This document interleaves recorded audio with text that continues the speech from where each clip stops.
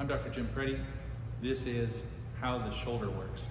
So the very first muscles that have to make your arm move are all of the scapular sling muscles.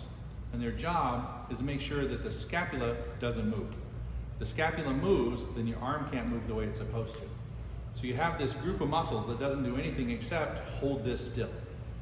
They do that by your rhomboids, pull this way, rhomboid major from below the scapula, the spine of the scapula, rhomboid minor at the spine of the scapula, and levator scapulae that holds on this side. Plus this whole side of the trapezius has gone up and gone all the way along this margin of the scapula called the spine of the scapula, all the way around the acromion and the lateral third of the clavicle. So the trapezius is holding here, rhomboids are holding here, levator is pulling on this, and then you have wrapping around from underneath here to the same place the rhomboids grab hold of is the serratus anterior. So serratus anterior pulls your arm forward and pulls your shoulder blades apart, whereas the rhomboids, major and minor, as well as the trapezius, pull it together. The one you can't see is up here in front. That's the pectoralis minor. It goes from here to these three ribs and put your shoulder on like a backpack, hold it down.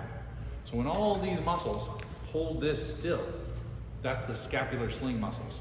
6 muscles: rhomboid major, rhomboid minor, levator scapulae, trapezius, serratus anterior, pectoralis minor.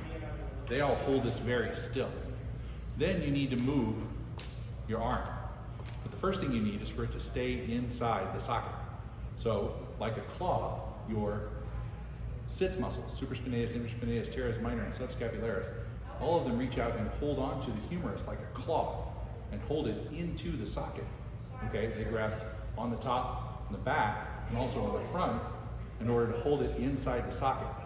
Okay, supraspinatus, infraspinatus, and teres minor are all lateral rotators, whereas the subscapularis is a medial rotator. Okay, so all those things hold it into the socket. Well, now in this place between where they hold, the supraspinatus, infraspinatus, and teres minor grab hold of the greater tubercle. The lesser tubercle is held by the subscapularis, and so all the rest of these are in this group. We call them the prime movers of the arm. So they are pec major, latissimus dorsi, and teres major. All of them cause internal rotation, which is where we're strong.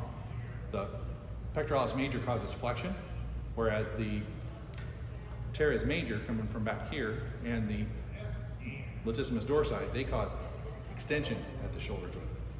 And then the last one, the deltoid, grabs hold of this whole area and grabs onto the side of the humerus and holds it up into the socket. Okay, now the deltoid doesn't really work until your shoulder's past 15 degrees. The supraspinatus is doing that very first part. But the deltoid does grab it and hold it in the socket when you do things like pick up something really heavy like luggage, because the rotator cuff muscles would never hold something in there. So the deltoid reaches out and grabs hold of the deltoid tuberosity and holds it into the socket when you're holding heavy weight.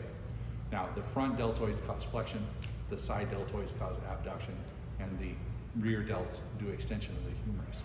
But if you want to move your arm, that's what all of these muscles we've been talking about, their real job is just to move your appendicular skeleton. We'll move on now to the dissections.